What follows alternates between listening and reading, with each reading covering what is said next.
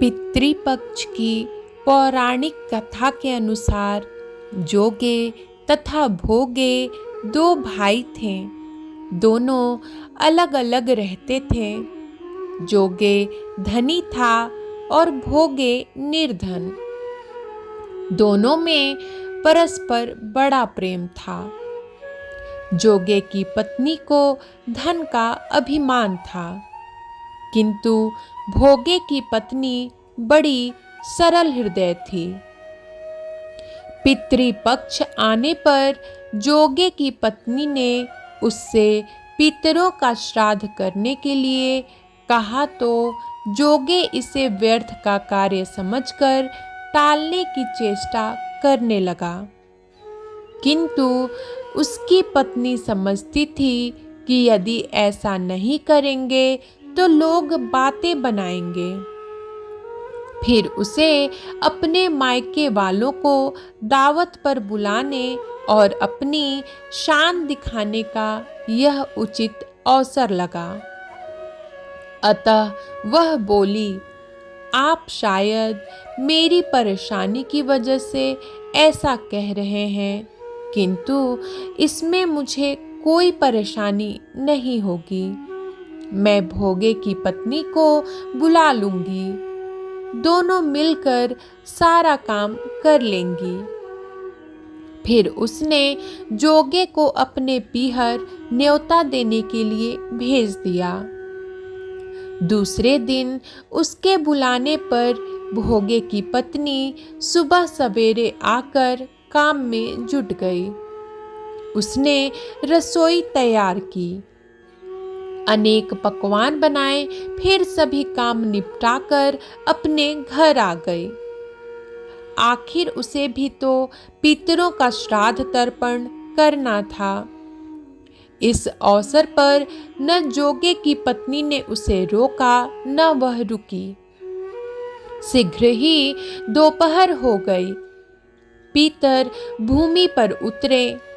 जोगे भोगे के पीतर पहले जोगे के यहाँ गए तो वहां देखते हैं कि उसके ससुराल वाले वहां भोजन पर जुटे हुए हैं।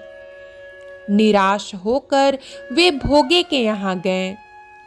वहां क्या था, मात्र पीतरों के नाम पर अगियारी दे दी गई थी। पीतरों ने उसकी राख चाटी और भूखे ही नदी के तट पर जा पहुंचे।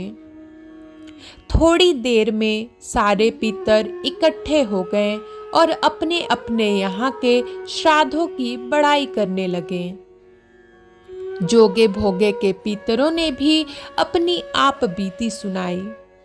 फिर वे सोचने लगे, अगर भोगे समर्थ होता तो शायद उन्हें भूखा न रहना पड़ता। मगर भोगे के घर में तो 2 जून की रोटी भी खाने को नहीं थी। यही सब सोचकर उन्हें भोगे पर दया आ गई। अचानक वे नाच नाच कर गाने लगे, भोगे के घर धन हो जाए, भोगे के घर धन हो जाए। सांझ होने को हुई। भोगे के बच्चों को कुछ भी खाने को नहीं मिला था। उन्होंने माँ से कहा, भूख लगी है। तब उन्हें टालने की गरज से भोगे की पत्नी ने कहा, जाओ, आंगन में हौदी औंधी रखी है, उसे जाकर खोल लो और जो कुछ मिले बांट कर खा लेना। बच्चे वहां पहुंचे तो क्या देखते हैं कि हौदी मोहरों से भरी पड़ी है।